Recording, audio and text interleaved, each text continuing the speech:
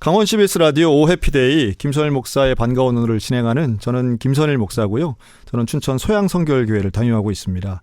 매주 토요일 낮 12시 5분부터 1시 30분까지 우리 지역교회를 섬기시는 목사님들 또 혹은 장로님들, 교회 지도자들을 모시고 인터뷰 형식으로 진행하는 시간인데요.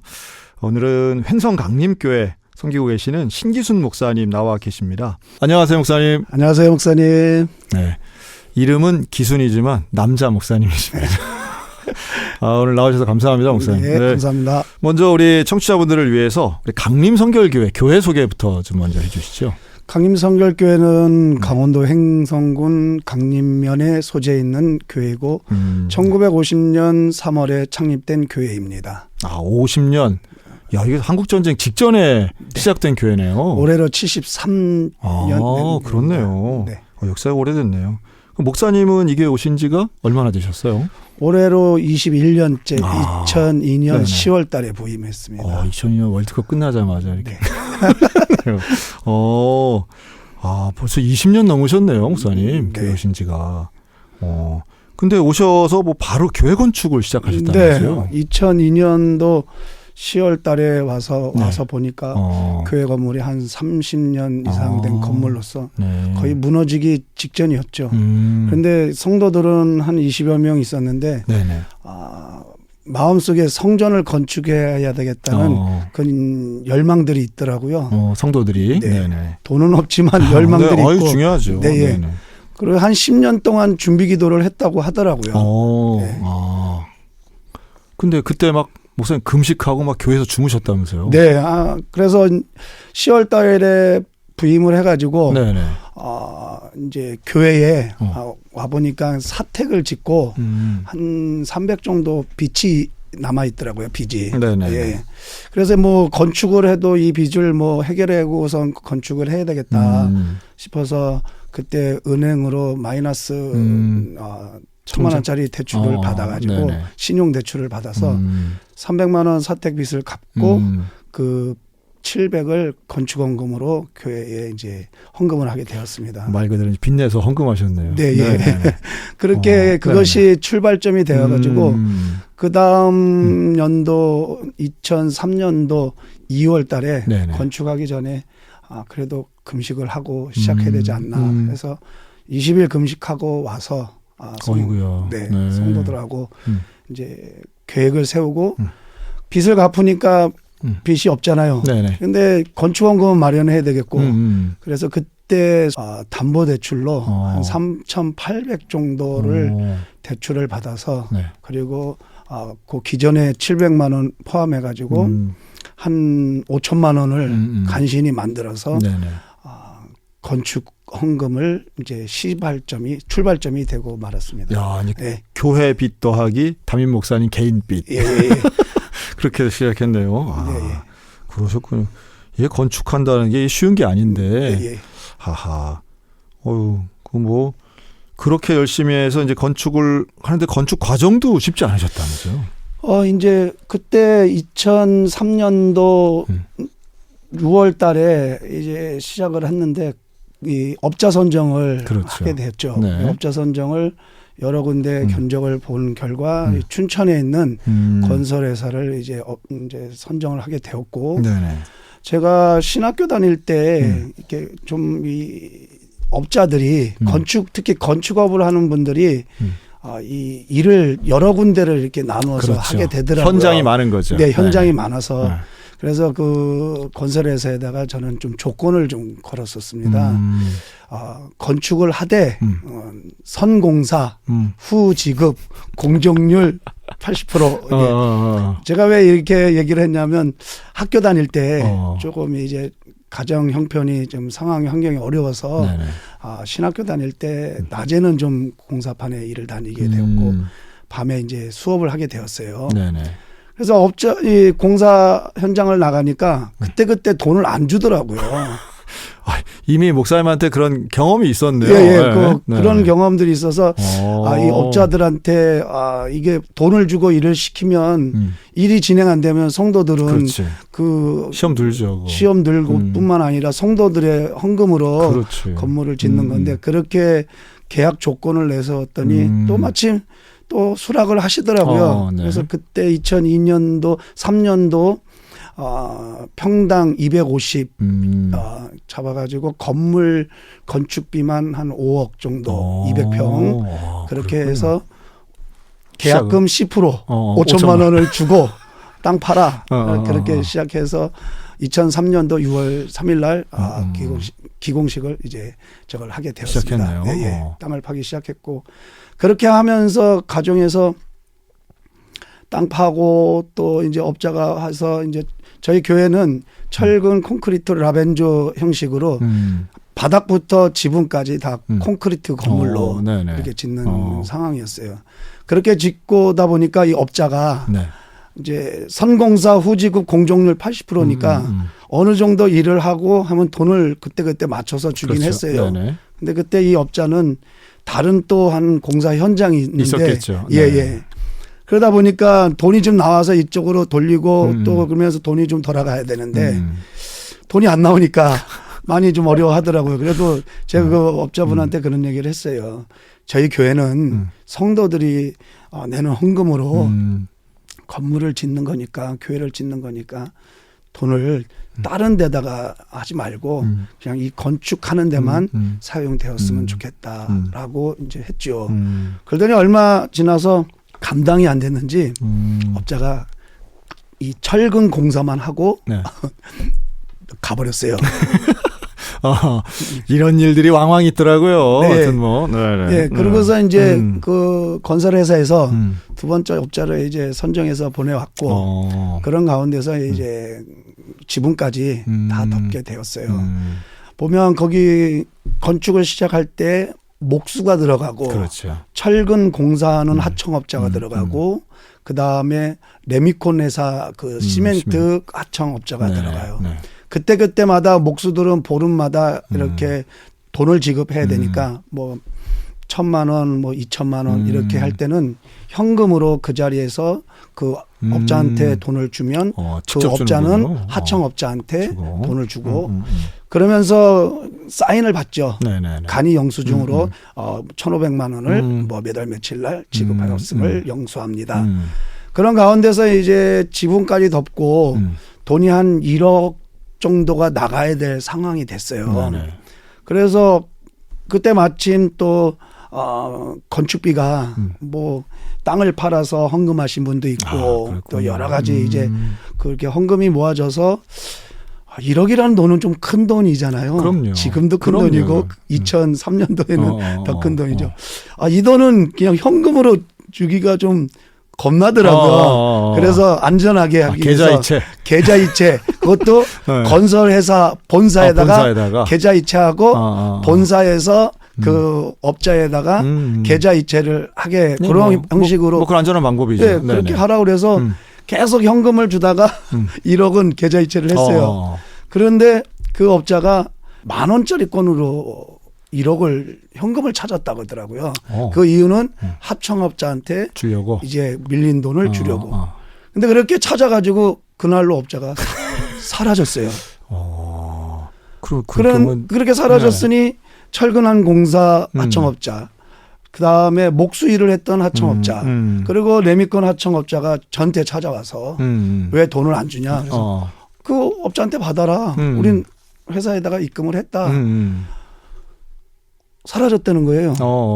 나는 상관없다. 그래서 이제 송금 내역이 있을 거 아니에요. 네, 그렇죠. 계좌이체 내역이 있어서. 그러면서 이제 그 하청업자들이 이 본사에 와가지고 이제 막 데모를 하고 교회는 손해를 안 받습니다. 왜요? 선공사 후지급 공정률 80%. 그러니까 80%를 충분히 이제 했으니까 그리고 저희는 그 회사 개인 업자하고 계약을 한 게 아니라 무슨 말인지 알아요. 예. 네. 건설회사하고 계약을 했기 그렇죠. 때문에 이제 저희는 왜 공사 안 하느냐. 우리 돈 줬으니까 계약서 보면서 선공사 후지급이니까 공사 진행해라. 그때 마침 겨울이 돼 갔어요. 철근 콘크리트 공사를 다 하고 그런 가운데서 지금 벽돌을 쌓으면 이 벽돌을 쌓기 시작하면 겨울이니까 위험해서 그럼 겨울 동안은 좀 쉬자. 그래서 아주 양생 과정을 아주 튼튼하게 가졌습니다. 그리고선 4월 달에 새로 업자 선정하신 분이 와가지고 벽돌 쌓고 뭐 인테리어 하고 그렇게 해서 10월 달 정도에 완공을 하고 네. 11월 달에 입당을 이제 입당 예배를 드렸죠. 예. 야, 무슨 20년 전 얘기를 예. 지난달 얘기처럼 하시네 정말. 왜냐하면 이건 뭐 네, 왜냐하면 네.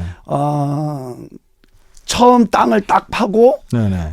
기소를 치고 이제 1층 바닥을 친 그날부터 파라솔 펴놓고 군용 침낭 딱 펴놓고 네. 그 강대상 자리에서 완공이 돼서 이 입당할 때까지 침낭 하나 가지고 교회에서 이야. 거의 살았습니다. 그렇죠. 그래서 지금도 뭐 세세하게 네. 하나도 잊지 않고 다 기억하고 있습니다. 그렇죠. 네. 네. 그게 사실 목사님이 어떤 일생 목회 중에 예. 가장 중요한 사건 몇 가지 중에 하나겠네요, 진짜. 그렇죠. 예. 목사님의 청춘 들어가 있네요. 근데 원래 목사님 고향이 강원도시라면서요? 강원도 철원입니다. 강원도 철원이고 네네. 전도사는 강원도 춘천에 네. 춘천 성결교회라고 지금 고인이 되셨지만 네네. 오승영 목사님이라고 한 목사님 밑에서 한 1년 6개월 정도 부교육자로 사역을 하다가 맞습니다. 지금은 이름이 이제 행복한 우리 교회로 바뀌긴 했는데요. 네, 맞습니다. 네, 그렇군요. 네. 아유, 하여튼 고향에 오신 걸 환영합니다. 뭐 제 고향이라고도 마찬가지인 게 그렇죠. 고등학교를 또 이 그래요? 춘천에 있는 고등학교를 나와가지고 지금은 소양고등학교라고 저는 알고 있는데 네, 맞아요. 춘천 농고 그때는 농고였죠. 제가 운동선수였어가지고. 네, 그렇다면서요, 목사님. 이게 체육특기생. 네, 예.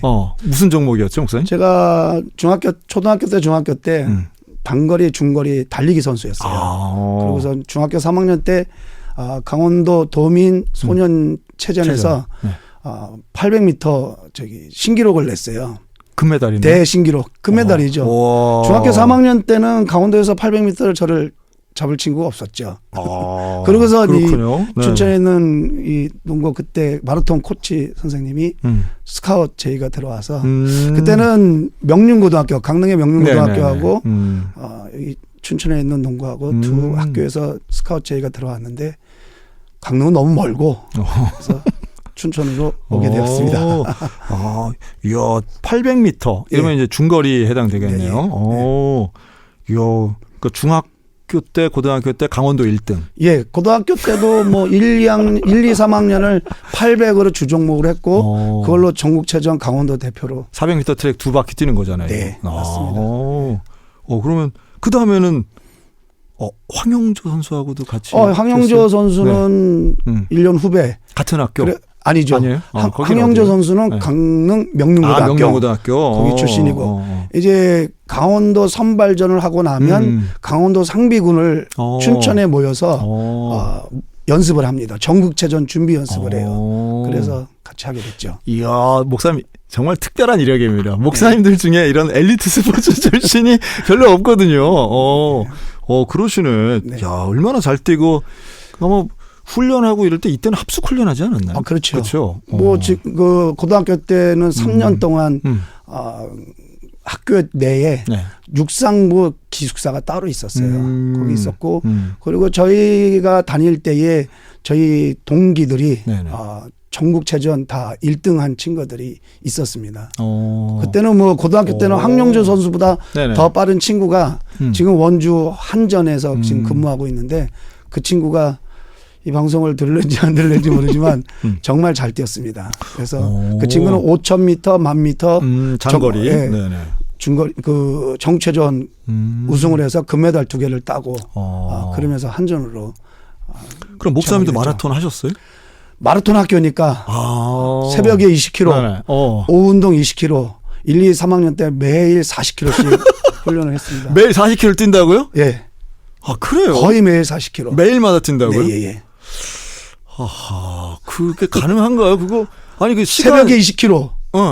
크로스 컨트리. 시간이 이제 주로 이제 산이나 지금 우두동이죠. 산이요? 예, 그러니까 평지를 뛰는 것도 아니에요? 산을 뛰거나 산은 이제 춘천 그 농고 그 농장이 있습니다. 네. 농장까지 뛰어가서 농장에 이게 산 능성이 있어요. 네. 지금 저 동면 쪽에 있는데 그쪽으로 뛰고 그 다음에 이제 지금 우두동 쪽에 이렇게 논이 있어요. 네. 바둑판처럼 된 네. 논을 그거를 이제 뛰면 그렇게 해서 새벽에 한 5시에 시작해서 한 7시 반까지 뛰고 와가지고 씻고 아침 먹고 9시에 학교 이제. 그럼 그거를 코치도 같이 뛰어요? 아니죠. 아, 그건 아니고. 우리 선수들끼리. 예. 그게. 이야, 대단하네요. 네. 그럼 선후배가 이제 네. 뭐 늦게 일어나면 뭐 혼도 나고 그러겠네, 그러면. 옛날 군기 썼죠. 방송에서 이런 얘기하면 안 되지만 더 이상 안 하겠습니다. 거의 군대나 마찬가지였습니다. 그러니까 무서워서도 뛰고 뭐, 예. 이야, 그냥 뭐 살기 위해서 뛰고 뭐 그랬겠네요. 그렇죠. 어떤 면에서. 야, 우선 달리기나 육상에 대해서는 뭐 할 말씀도 많겠지만 네. 지금도 육상대회 같은 거 보면 전혀 다르시겠네요, 보는 게. 뭐 육상대를 보면 네. 뭐 예를 들어서 실내 육상대회가 나오면 그렇죠. 꼭 보게 되고 또 지금 있는 강림에 가서도 행성 강림에 가서도 한 15년 동안 네. 행성군 국민체육대회 때 강림면 대표로 그건 반칙 아닙니까? 선수 출신이 막 나가면 안 되는 거 아니에요? 그래도 저보다 빠른 친구들이 있더라고요. 아, 그래도 있어요. 제가 강림에 33세 왔으니까 34살부터 거의 10년 넘게 한 15년 정도 계속 100m 선수로 뛰었는데 지금도 몸 풀고 뛰면 야, 또 허세 나온다. 또 아니죠, 운동선수 아니죠. 출신들. 아니, 지금도 그러면 어떻게 해요? 지금 아니 기록이 지금도. 있습니다. 기록이 있어요? 기록이 네네네. 있어요. 12초 한 7 정도. 12초 7이요? 예. 12초 7 정도. 야, 공식 기록이 네. 행성군 체육회에 50대 대한민국 남성이 12초대를 뛴다고요? 네. 와, 그래요? 대단하시네. 이거 뭐 검사해 보자고 하면 또 뛸 것 같아 가지고. 야, 그렇군요. 야, 무슨 그럼 지금도 뭐 달리기를 자주 하세요? 지금은 이제 일주일에 한 번 축구를 축구하는 합니다. 거, 예, 네. 공차는 거 목사님들이 축구하시는 그 말씀이죠? 월요일마다 네네. 모임 있는 축구하고 그다음에 우리 아들이 네. 테니스 선수 출신입니다. 그래요? 건대 출신인데 지금 아들한테 지금 레슨을 배우고 있습니다. 테니스 레슨. 예. 뭐 그거는 뭐 육상을 잘하면 뭐 조금 도움은 되겠지만 또 전혀 테크닉이 다르잖아요. 네. 근데 운동 선수셨네요. 네. 그러면 네. 교회는 어떻게 다니셨어요, 목사님? 교회는 네. 뭐 동네에 지금은 이제 평화성결교회라고 지금 있죠. 거기에 제 모교회입니다. 우리 춘천에 있는 평화성교회? 아니 철원에 있는 철원평화교회? 철원 평화성결교회가 모교회고요. 네.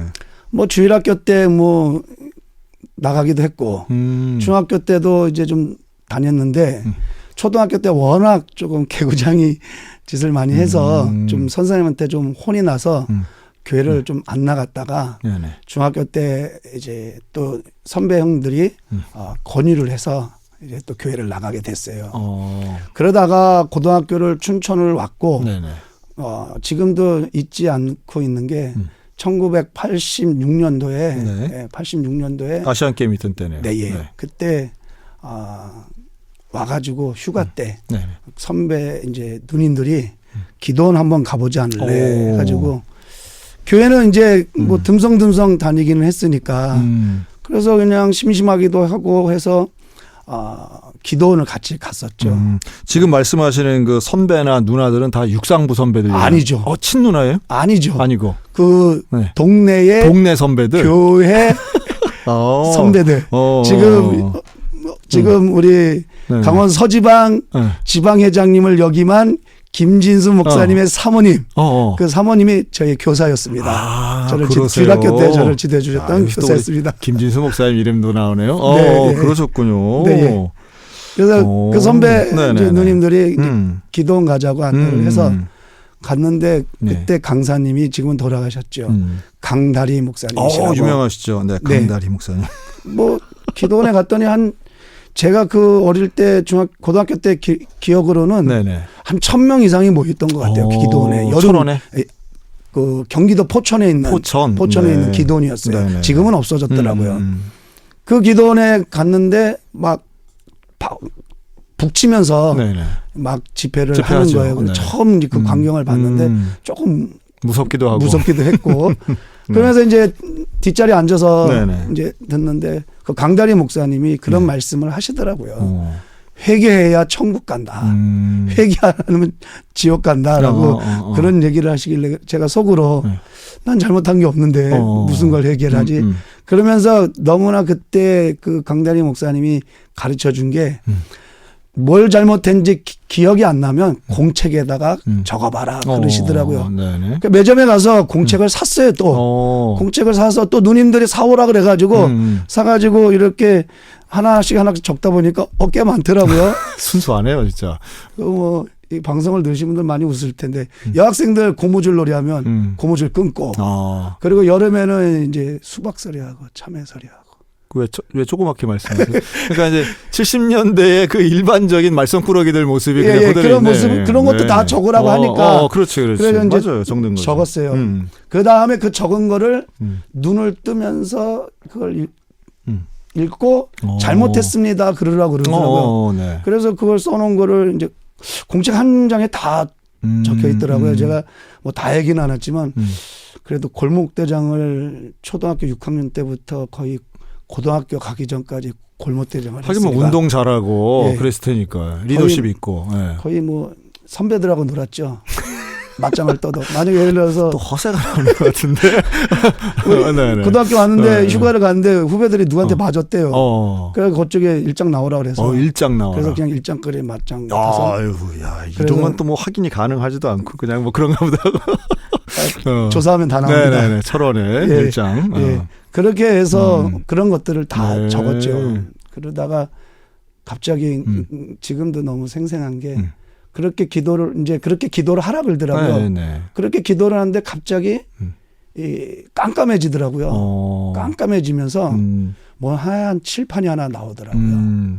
근데 거기에 내가 적었던 게 써지는 거예요. 환상이네요. 예. 네네. 그래서 그걸 이제 지워주고 그걸 이제 잘못했다고 하면 지워지고 그러면 또 나타나고 지워지고. 근데 그때 경험으로는 등허리가 굉장히 뜨거웠어요.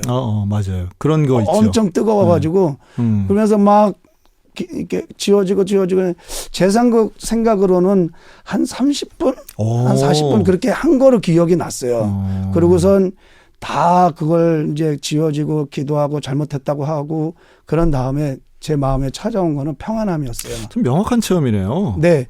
그래갖고 그때 이런 고백을 했어요. 교회 열심히 다니겠습니다. 예수님 잘 믿겠습니다.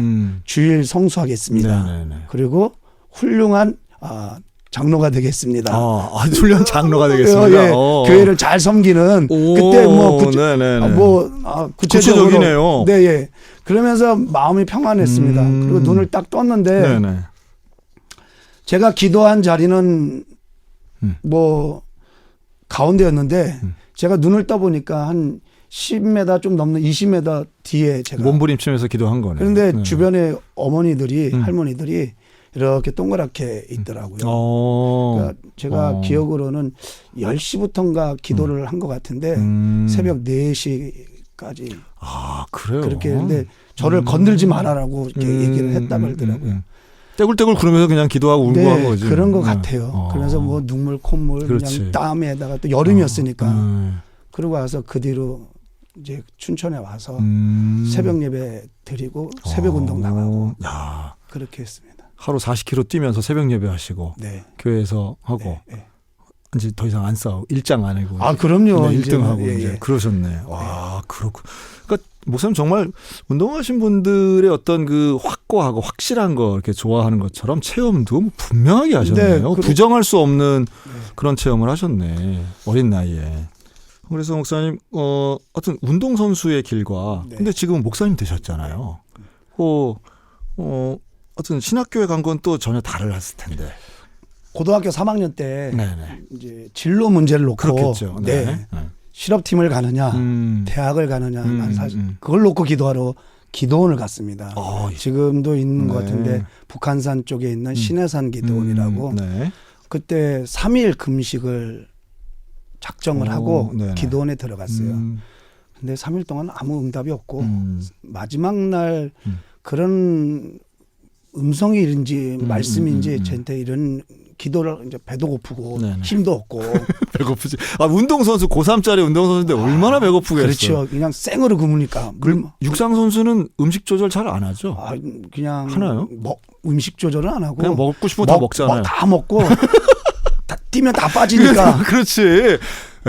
이건 뭐 그런 사람이 금식을 했다 대단하네요. 그때 몸무게가 57kg, 58kg. 뭐 지금도 사진을 보면서 이때로 돌아가자. 식스팩 딱 있고 그럴 거 아니에요. 사진이 있습니다. 잔근육 그냥 쫙 잔근육 있고. 쫙 있고. 맞아요.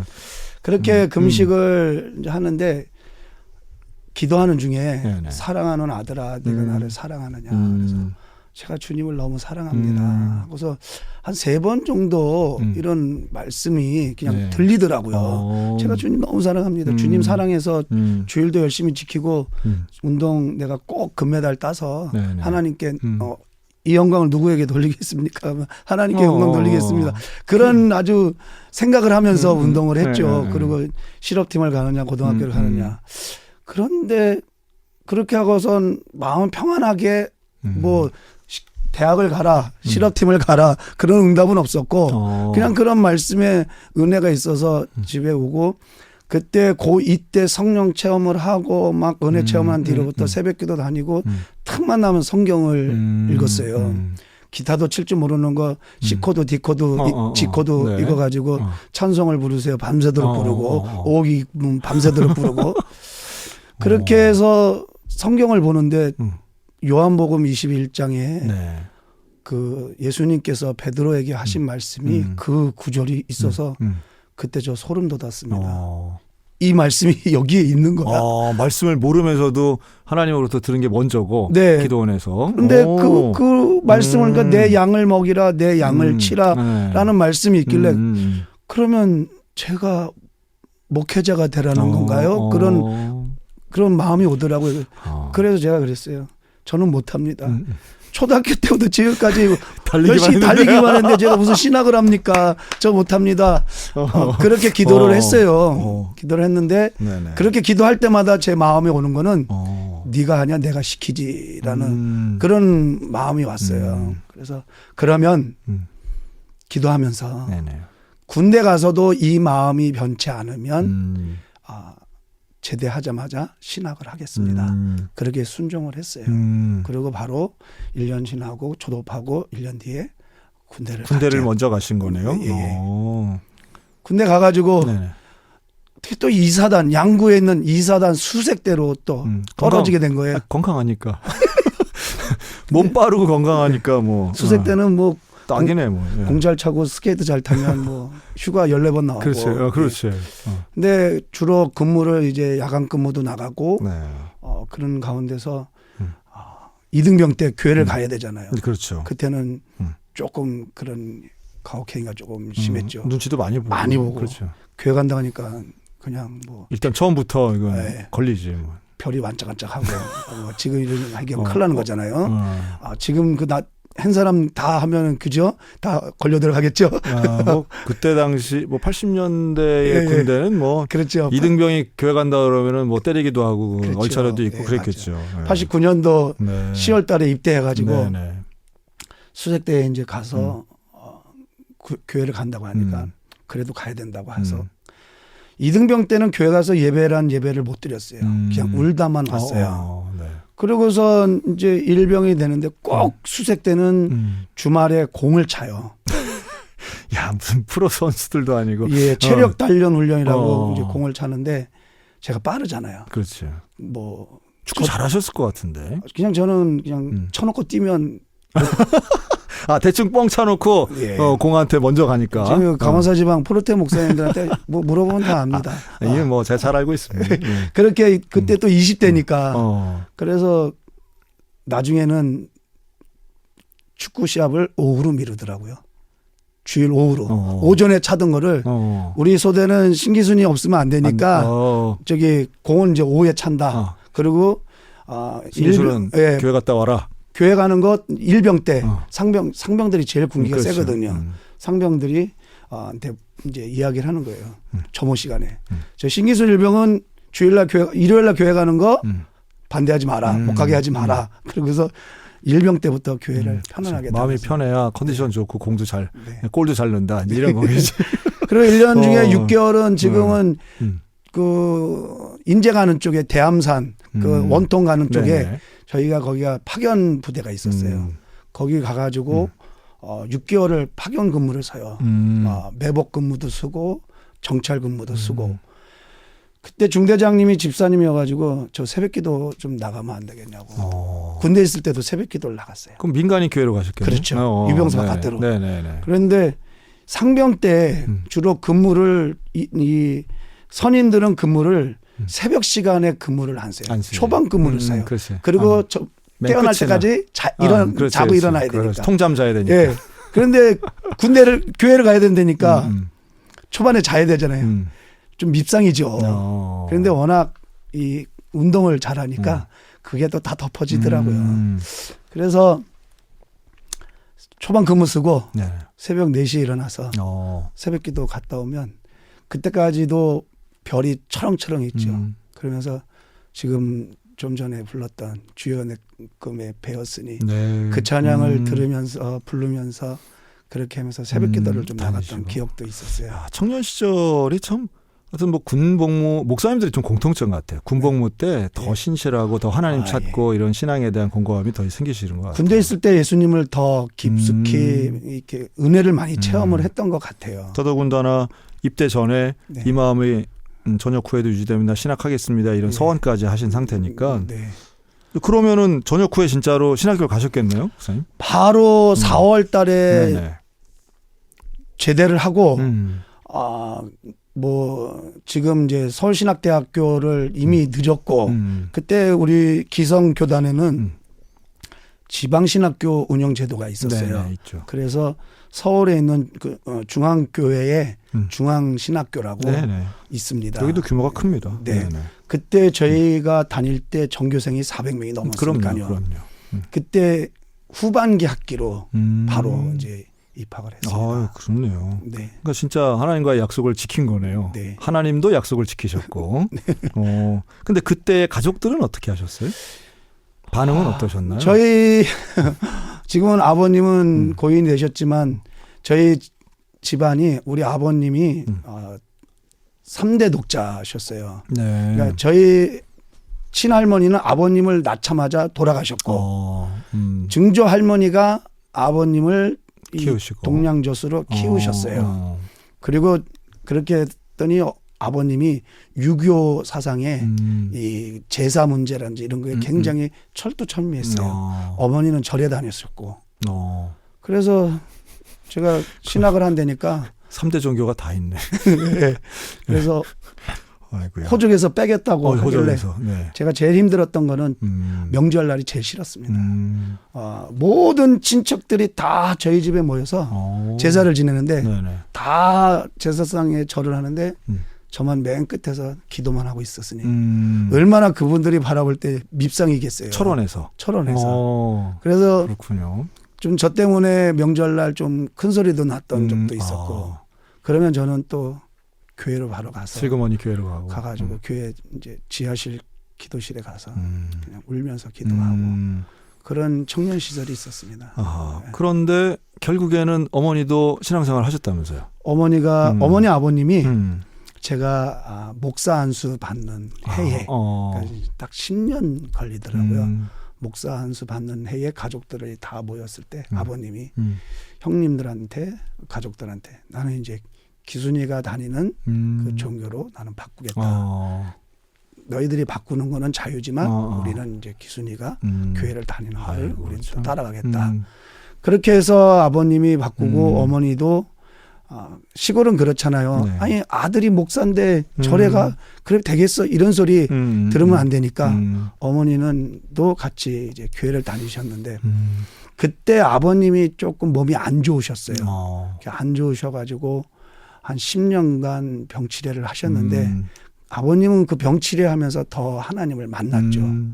그래서 목사님도 얼마나 기도했겠어요. 부모님 전도 위해서 뭐 얼마나 그 생각만 해도 그냥 울면서 기도하고 군대 교회에서 울며 기도할 때도 절반 이상은 가족 전도였겠네요. 네. 그래서 그렇게 해서 신학을 이제 갔는데 네네. 그냥 지금은 은퇴를 하셨지만 저희 은사님이신 네. 양희선 목사님께서 신학교로 보내셨고 네네. 저를 보낼 때는 제 성격을 너무나 잘 아니까 6개월도 못 버티고 올 거다 이렇게 생각을 하셨는데 제 마음속에는 또 달랐거든요. 그래서 그렇지. 처음에 신학교를 입학을 하고 잘 데가 없어서 네. 한 6개월 동안은 그 중앙 성결교회 권사님들 새벽 기도하는 기도실 네. 거기다가 침낭 하나 펴놓고 그 침낭이 그 침낭이에요. 제가 건축할 때 침낭, 군대 제대할 때 그 군용 전용 침낭 그거 하나 구입해가지고 그거 가지고 네네. 한 6개월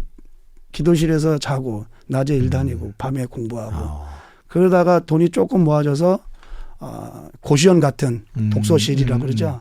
딱 거기 이제 한 달에 얼마 내고 그 자리를 하고 이제 공부할 때는 의자로 잠잘 때는 의자를 책상 위에다 올려놓고 누워서 자고 새벽 4시에 일어나서 이제 일당직 어느 업체에 들어가면 돈을 한 번에 주지 않고 열을 끊어서 주고 또 끊어서 주고 꼭 돈을 남겨요. 그 이유는 계속 일을 나오라고. 도망가지 못하게.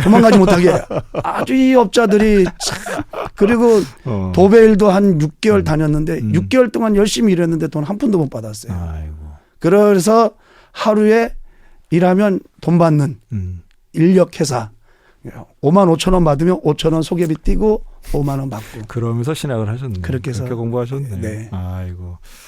오늘 횡성 강림성결교회를 담임하고 계시는 우리 신기순 목사님과 말씀 나누는데, 야 목사님 허스키한 목소리로 정말 구수하게 일부 때 시간 가는 줄 모르고 들었어요, 목사님. 네, 감사합니다. 근데 목사님 이렇게 목소리 쉰 게 산기도 다니셔서 네. 그렇다고요? 네. 야. 신학교 때 내내 주말 내려오면 주말마다 고향교회 내려와서 금요일 날 한 번은 고속정에 있는 기도원 가가지고 한 번은 저희 동네 앞에 있는 산 1년에 한 번씩 산신제 지내는 그 산당의 재단에 가가지고 거기서 밤새 십자가의 보혈 찬양 부르고 주여 부르짖고 그렇게 기도를 했어요. 혼자요.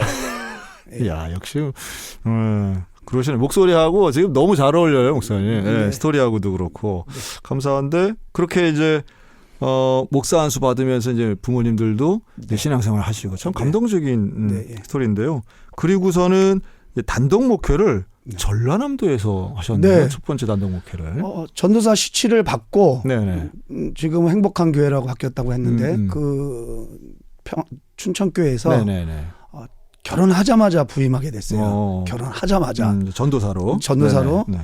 그리고 이제 섬기고 있는데 마침 목포에 있는 낙원교회 김양 목사님, 지금은 이제 원로 목사님이신데 오셔가지고 이제 부흥회를 하셨어요. 그리고선 가시고 나서 얼마 있다가 한번 전라도 쪽에 와서 목회하는 한번 해보지 않을래 그러더니 하나님이 뭐 가라면 가고 오라면 오겠습니다. 그렇게 하고 가셨거든요. 그리고서 1년 지나고 나서 담임 목사님이 부르시더라고요. 신전도사 섬에 한번 가볼 생각 없어? 그러시는 거예요. 그래서 뭐 목사님 가라면 가야죠. 가셔서는 목사님 나이도 젊고 뭐 섬이긴 하지만 사실 우리가 이제 그쪽 섬들 알잖아요. 다 정말 신실하신 분들 계시고 해서 사역이 재밌었을 것 같은데. 첫 목회지 갔는데 저희는 거기 동네가 한 40호에서 50호 정도 작은 동네네요. 동네는.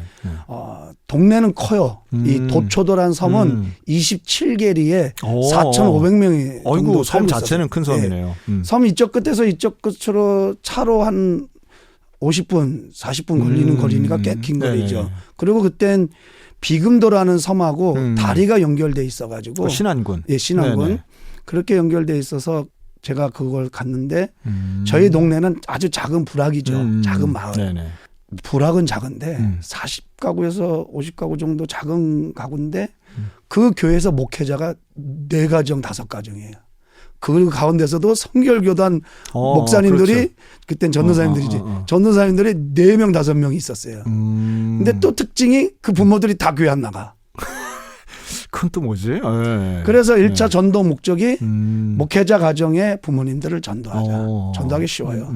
아니 아들이 그렇지. 목회자인데 교회 나오셔야죠. 그렇지. 근데 또 그쪽 분들은 자식에 대한 그 애착이 그죠. 굉장히 커요. 그럼요. 그래서 부모님들이 자녀들이 공부하겠다고 하면 정말 열심히들 뒷바라지하는 맞아요. 모습을 많이 봤어요. 네네. 그런데 뒷바라지도 중요하지만 목회자인데 부모님이 교회 나오는 것이 그럼. 가장 큰 뒷바라지다. 당연하죠. 네. 그렇게 해서 다 전도했어요. 어. 그래서 지금도 20년이 넘었는데요. 지금도 그 목사님들하고 거의 패밀리입니다. 가족처럼 연락하고 모임도 갖고 왜 그 목사님들이 감사해서 우리 부모님 전도해 주시고 뭐 전도뿐만 아니라 주시고, 세례 받고 직분 받고 지금 교회에 중추적인 역할들을 하니까 그렇게 만 6년을 정말 행복한 첫 목회지를 하고 보냈습니다. 근데 무슨 꼭 뭐 어르신들 사역만이 아니라 네. 청소년 사역, 네. 뭐 불꽃 찬양단 네. 이런 사역을 하셨다면서요? 처음 이제 가니까 아이들이 있는데 아이들을 뭐 이렇게 음악을 가르칠 수 있는 그런 시스템이 안 돼 있더라고요. 야, 90년대니까 섬에 애들이 있었네요. 많죠. 진짜 지금은 네. 참 학교들 다 없어지고 하는 판이지만 그렇죠. 그때까지만 해도 이제 있었던 거예요. 그래서 아이들을 악기 배울 친구들 모여라. 찬양 배울 사람들 모여라. 모이면 교파를 떠나서. 네네. 토요일 날 학교 끝나면 아이들이 한 20명씩 모이더라고요. 그 모이면 집사람이 피아노 칠 줄 아니까 피아노로 가리키고 또 노래 찬양 가리키고 그렇게 해서 밴드를 만들었어요. 불꽃 찬양단 네네. 밴드를 만들어서 그러면 우리가 한 달에 한 번씩 돌아가면서 집회를 하자. 청소년 연합 집회를 하자. 네네. 그런데 타교단들은 별로 반갑게 생각하지 않더라고요. 않고. 왜냐하면 아이들 뺏어갈까 봐. 근데 그렇지. 사실 제가 분명히 아이들한테 그랬거든요. 너희들 열심히 배워서 본교회 가서 열심히 사역해라. 그래서 정말 본교회 가서 열심히 사역을 했거든요. 네. 그런 가운데서 한 달에 한 번씩 뭐 그 섬에도 기도원이 있었어요. 기도원에서 찬양 집회를 하면 교회에서 막 어른들도 와서 같이 은혜 받고 네. 그런 가운데서 고3 수험생들을 위한 특별 찬양 집회를 좀 하자. 그렇게 해서 그때 거기 있는 도초도에 있는 중고등학교 체육관이 있었어요. 섬에서. 체육관을 빌리고 학교를 빌린 거네요? 학교를 빌렸죠. 학교 체육관을 빌려가지고 네. 그날 이제 고3들 다 초청해서 그리고 고3 부모님들도 초청을 해서 이야. 그렇게 해가지고 이제 찬양 집회를 하고 마지막 시간은 그날 오신 목사님들 이 고3들을 위해서 축복 안수 기도를 해서 저는 전도사니까 안수할 수 없으니까 목사님들 오시라고 그래서 그럼 어떤 목사님들이 오신 거예요? 거기 성결교단 목사님들도 10개 교회가 있었는데 섬에 있는 목사님들? 네, 장로교회가 7개가 있고 성결교회가 3개 있었어요. 네네. 성결교단 목사님들 오셨고 그리고 장로교 목사님들 좀 가깝게 지내는 목사님들 오셔서 이렇게 기도해 주고 진짜 지역의 축제면서 네. 지역의 집회였네요. 야, 그게 2001년에 그런 집회를 하고 네. 하셨는데 예. 그리고 그 다음 해에 횡성으로 오신 거네. 그 다음 해에 이제 목사 안수 받으시고. 네, 목사 안수를 네. 받고 2001년도에 목사 안수를 받고 그런 게 있더라고요. 육체적으로는 편했어요. 그래서 큰 아이가 초등학교 졸업할 때까지는 잊고 싶은 마음이 있었는데 자꾸 기도를 하는데 그런 기도가 나오더라고요. 좀 금요철야 때 좀 뜨겁게 같이 기도할 수 있는 사람 그리고 새벽에 좀 차운행을 하면서 교인들을 좀 태워올 수 있는 그런 교회를 가고 싶다고 그런 기도를 했는데 딱 한 1년 놓고 기도를 하니까 2002년도 10월 달에 지금 있는 교회를 소개를 받아서 오게 되었는데 지금까지 새벽에 차운행을 하고 금요철야를 하고 금요철야는 코로나 이전까지는 네네, 했어요. 네. 코로나 때문에 조금 이제 멈춰졌고 그렇겠죠. 그렇게 딱 맞는 교회로 오게 됐었습니다. 예. 그럼 뭐 이 말씀 중에는 하여튼 담임 목회는 그 2개 교회를 하신 거네요. 예, 딱 2번 옮겼고요. 섬에서 왜 뭐 좀 어려움 속에서 다른 데도 가고 싶은 마음도 있었지만 그때 만 6년을 하고 섬에서 나오는데 지금은 고인이 되셨어요. 급성 백혈병으로 돌아가셨는데 네네. 그 장로님이 저희가 이 행성으로 가야 된다고 하니까 3일을 식음 전폐하시고 아이고 서운하셔서. 섬에서 못 나간다고 그러면서 밥을 안 드시더라고요. 입술 따부르 드시고 그래서 가가지고 가서 아마 교회를 건축해야 될 것 같아요. 이제 미리 사전에 와서 이제 인사하고 왔을 때 교회를 져야 된다는 생각을 가지고 있고 그리고 권사님들이 낮에 와가지고 짐을 못 싸게 와서 울고 있는데 정말 너무 괴롭더라고요. 맞아요. 뭐 30 초반의 나이에 이거 너무너무 괴로워서 집사람하고 그런 얘기했어요. 교회에서 보따리 싸가지고 쫓아내지 않는 이상은 우리가 가지는 말자. 그렇게 해서 짐을 밤에만 쌌어요. 낮에는 권사님들 일도 안 하고 와 계시니까 한참 일철인데도 일을 안 하셔요. 그래서 오셔가지고 그리고선 꼭 지금은 하늘교회라고 이름을 바꿔놨는데 제가 바꿔서 하나님의 울타리 안에 있자. 그래서 지금도 돌아가신 분도 있고 이렇게 가면 지금 목회하시는 분 목회하는데 어려움 안 주려고 조용히 갔다가 교인들 만나지 않고 목사님 만나서 선교비 좀 드리고 그리고 이렇게 해요. 그러고 그랬어요. 그렇군요. 네. 아유 그렇게 해서 오셔가지고 강림교회 오셔가지고는 여기서도 뭐 청소년들 데리고 뭐 축구 교실도 하시고 그러셨잖아요. 네, 이제 교회 건축하고, 건축하고. 그때 마침 초등학교가 한 60명 안짝으로 이렇게 아이들이 있었는데 네네. 축구를 되게 좋아하더라고요. 그래서 축구 배울 사람 했더니 한 20명이 모이더라고요. 아이고, 네. 그래서 토요일마다 아이들 초등학교 가가지고 기본기 가르치고 그렇게 해서 짜장면 사주고 그러면서 유니폼도 사주고 그리고 1년 뒤에 대회를 나갔어요. 네네. 행성 관내에 있는데 그 행성초등학교 그다음에 성북초등학교라고 한 1000명이 넘는 학교 그 학교랑 붙어서 다 이겼어요. 그러니까 이제 학교 팀이랑 붙어서 교회 팀이 이긴 거네. 아니요. 강림초등학교 그러니까 행성군 군수배 축구대회에 강림초등학교 대표로 나갔는데 거기에 아이들이 다 우리 교회 아이들이죠. 나가기는 이제 강림초등학교 그렇죠. 이름으로 나가고. 네. 네네. 그런데 한 번만 우승한 게 아니라면서요. 3년 연속 우승했어요. 야, 그럼 뭐. 그래서 마지막 3년째는 우리 교장 선생님 지금은 은퇴하셨는데 이 시골 초등학교에서 우승해서 너무 아이들한테 큰 꿈을 심어줬으니까 기억에 남도록 카퍼레이드를 하자. 카퍼레이드. 그래서 트럭 2개를 빌려가지고 트럭 2대. 1톤 트럭 2개를 빌려서 이렇게 그 꽃마차식으로 꽃마차. 꾸며가지고 이게 이걸 어디서 만들었 얘기 같지만 이게 실제로 있었던 얘기예요. 그럼요. 네. 꽃마차를 만들어서 학교를 출발해서 저희 교회 앞에가 우체국 있거든요. 우체국을 지나서 다리를 건너서 그러면 시내가 들어가요. 강림 시내. 강림면 시내. 면내를 한 바퀴 돌아서 다시 학교로 들어오는. 현수막. 그 면민들이 이렇게 서가지고 막 박수 쳐주고. 와. 그래서 대단하네요. 3년 연속 우승시켰어요. 1톤 트럭 뒤에 꽃마차로. 지금도 초등학교 가면 우승기하고 우승패가 그 교장실 위에 쭉 이렇게 나열돼 있었죠. 교장 선생님 재밌으시네. 이거 화물차 뒤에 타는 거 불법인데. 그렇죠. 근데 시골이니까. 그 교장 선생님이 우리 아들을 테니스를 입문시킨 교장 선생님. 그리고 지금 전설이지만 이영택 선수를 지도했던 그 교장 선생님이었어요. 이종훈 교장 선생님. 네. 그러면서도 또 강림 실버대학도 하셨네요.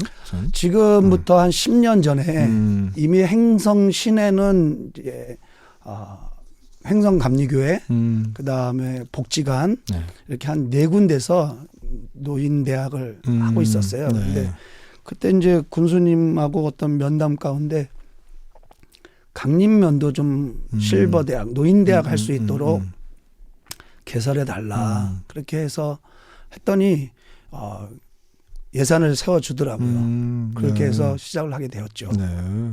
그러니까 이게 결국은 지역에서 노인 사역과 다음 세대 사역을 동시에 했던 거네요. 부임을 하고선 기도를 하는데 하나님이 강림면에서 우리가 목회 사역에 비전을 놓고 기도를 하는데 그걸 보여주시더라고요. 청소년 사역하고 그 노인 사역을 보여주시더라고요. 네. 그래서 교회를 건축한 뒤로 2004년도에 완공하고 2005년도에 이 노인 사역을 하면 이 군이나 시나 반드시 자격증이 있어야 돼요. 아, 그렇죠. 네. 그래서 집사람하고 둘이 의논한 끝에 복지 공부를 해야 된다. 그래서 둘 중에 한 사람 해야 된다. 그러더니 나보다는 당신이 하면 좋겠다. 그래서 나보다는 저는 좀 이제 아이들하고 바깥으로 활동적이고 난 축구 우승해야 되니까 네, 가서 당신은 좀 공부 좀 해서 자격증 그렇게 해서 집사람이 대학원 숭실대학원 석사까지 마치고 그때부터 본격적으로 이제 사역을 하기 시작했죠. 네. 문계종 사모님. 네, 예. 네. 지금도 저보다는 행성군에서 네. 더 아는 사람이 더 많죠. 거의 뭐 65세 이상 되는 어르신들은 문계종 선생님 모르는 분은 간첩일 정도로. 그렇네요. 예. 왜냐하면 지명도가 있으시네요. 10년 전에 이 노인대학을 개설할 때 행성군에 문해학교를 창립했어요. 네. 문해학교. 글 모르는 어머니들을 글을 가르치는 학교를 문해학교라고 합니다. 그것이 이제 지금은 정식 문교부 인가가 나서 네. 초등과정, 중등과정 를 이제 과정을 마치면 졸업장을 받아요. 그래서 올해 뭐 군에서도 이제 좀 체계적으로 해야 되겠다 해가지고 군에서 교감으로 위촉을 이번에 처음 받았습니다. 그러세요? 네, 문해학교 이제 초대 교감으로 교장 선생님은 이제 군수님이시고 그렇게 이제 병행을 하면서 노인대학교를 이제 실버대학 저희는 교회에서 운영을 하니까 은빛대학이라보다도 강림 실버대학으로 명칭을 정확하게 하고 그렇게 해서 처음 시작할 때 제가 어머니들한테 그랬어요. 우리는 교회를 나오라고 강요는 하지 않습니다. 그러나 교회에서 운영을 하기 때문에 어머니들을 위해서 제가 축복 기도는 해드려도 될까요? 하니까 어머니들이 축복 기도 해준다고 싫어할 수는 없습니다. 예. 그래서 저희는 꼭 시작하기 전에 축복 기도를 하고 시작을 합니다. 처음에는 반발도 많았어요. 왜 실버대학을 교회에서 하느냐. 그렇죠. 그러면 그때 면장님은 그럼 다른 장소 있으면 말해봐라. 그 동네에서 제일 큰 건물이 교회였으니까. 그리고 점심을 줘야 되고 이런 모든 게 돈을 받고 하는 일이 아니라 봉사로 하는 일인데 이걸 누가 하겠냐. 그랬더니 그 이제 민원을 넣었던 분이 아무 말 못하고 들어왔다가 지금 그분이 제일 열심히 다니고 있어요. 뭔지 알겠네요. 네, 네. 그분이 막 앞장서서 이제 3월 15일 날 이제 개강을 또 하게 되는데 그렇게 해서 시작된 실버 대학이 지금 10년째 이제 접어들고 있습니다. 이거 오늘 뭐 목사님 말씀 듣다가 아주 뭐 이제 지금 한 우리 강림교회 이야기까지 했는데 목사님 앞으로 계획이 있으시다면 짧게 말씀해 주시고 마무리하죠. 지금 청소년들하고 지금 학생들은 지금 거의 뭐 강원도에 올해도 맞아요. 뭐 수십 개가 폐교가 된다고 하고 뭐 2050년도에는 뭐 강원도가 뭐 이런 얘기도 나오잖아요. 네네네. 그래서 제가 기도하는 가운데 지금 강림면 인구가 1,800명이 조금 안 됩니다. 1,800명이 조금 안 되는 인구 속에 65세 인구가 70%가 넘어요. 강림면에 교회가 3개 교회가 있는데 전부 다 합쳐서 교인 수가 200명, 300명이 조금 안 돼요. 그러면 따져보면 정말 안 믿는 사람들이 너무 많은 거죠. 그렇죠.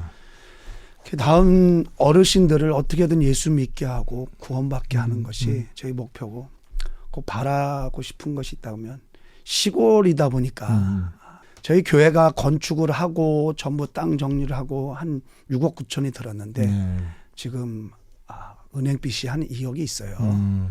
근데 이거를 시골에서 이게 원금하고 이자를 갚기가 쉽지가 않더라고요.